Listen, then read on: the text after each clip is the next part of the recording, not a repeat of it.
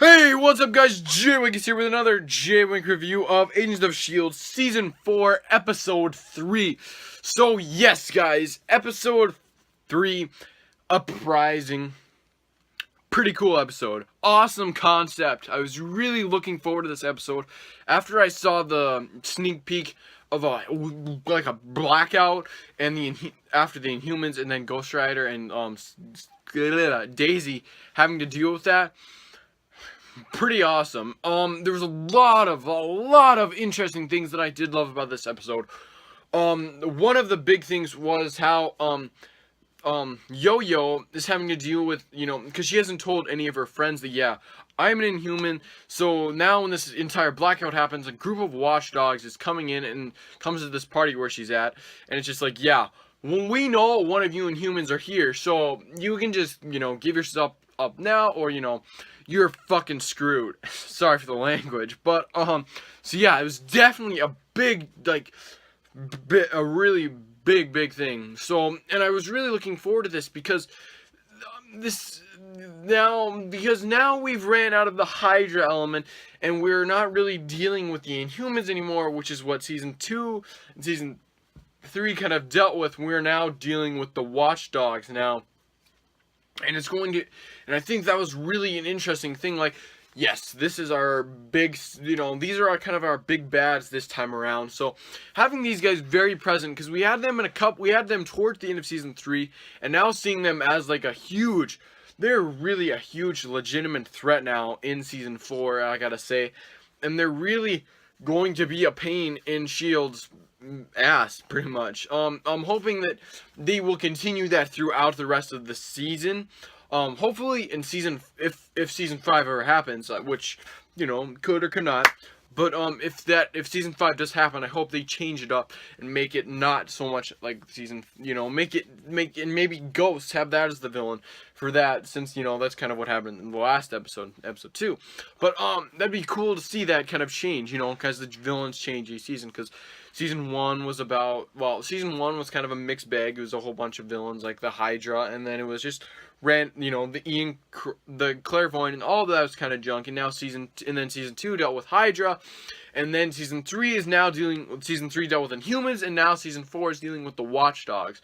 So definitely a big thing, and definitely they are a big legitimate threat. And now that S.H.I.E.L.D. is kind of out in the public now, they're going to really have to help and step up and, protect these Inhumans that are being hunted down by the Watchdogs. And it's kind of been a mystery, like, how are they finding these Inhumans and all this stuff. And so it was kind of cool to see Coulson and Mac have to get to Yo-Yo and kind of save her and help her out and get the Watchdogs away from them. And it was very cool to kind of see her kind of sneak, do that quick thing and get the gun and knock the guy out and all that stuff. And I thought that was pretty cool. And it was cool kind of seeing a Quickster, another speedster, I guess, since this one in the MCU, died. But, so yeah, it was kind of cool seeing that, because we missed that, kind of seeing that speedster in this one, even though since they have a much awesomer speedster in the DC cinematic, in this DC TV universe anyways. But, so let's talk about the other things that happened. So during this blackout, Robbie, I guess, and Daisy are kind of spending this time together and, fighting guys through and throughout. And then, towards the end, their main mission is to kind of get Robbie, because, this blackout, big problem, and he's like, yeah, I need to get back there and get Robbie. He's, handicapped, he needs my help. I can't just let him be in this blackout all alone with who knows what's out there. So he has to go, and they rescue his brother, and then, Daisy and Gabe, I believe. No, that's not his name. I'm not sure what his little brother's name is, but there's Daisy and his little brother are sitting there while Ghost Rider goes out and goes to take care of some justice. And, well, kind of justice in a way. But, Punisher justice, there's the answer.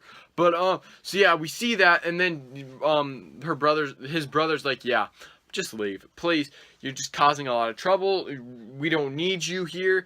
And so then Daisy's like, you know what, fine, and she leaves. And then he comes back, and then Robbie comes back and is like, yeah, where's Daisy?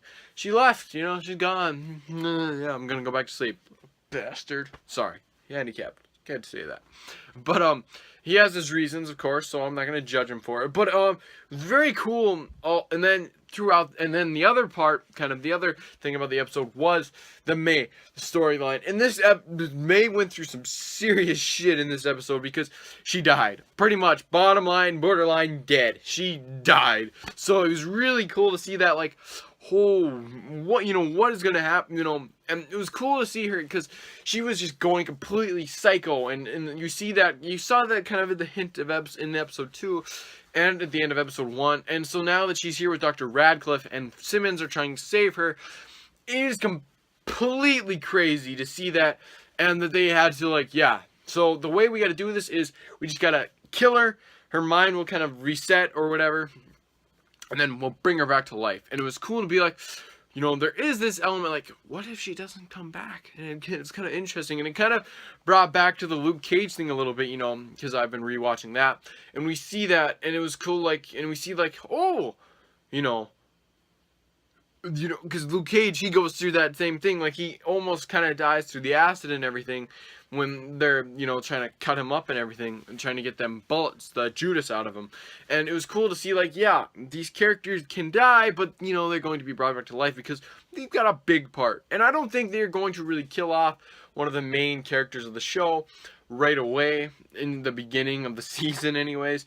But that's kind of what I'm hoping. I'm hoping towards the end of the season, somebody dies, and I pray to the Lord that it is not Ghost Rider, because I think that I think from a standpoint, from the money standpoint, they would probably kill him off because he costs a lot of money for special effects. So if you die, wouldn't doubt it. But it'd be cool to see him if he got his own Netflix show. I'd like to see that. But even though there would be a lot of special effects for that, but they got to do Iron Fist, and so, like, how they do him with that glowing fist, and how if they do the dragon thing, the Kim Law or whatever, if they do that, it'll be interesting to see, so, who knows where we'll go, if we'll get that or whatever. But definitely going to be interesting to see where we go there. So yeah, guys, that's about it for this episode. Definitely a good episode. Wasn't as great as I was hoping, but still had a lot of awesome moments and everything. So I'm going to give this episode a 4 out of 5 winks. I would love to give it 4.5. I wish they would have done a little, I don't know what they could have done more, really.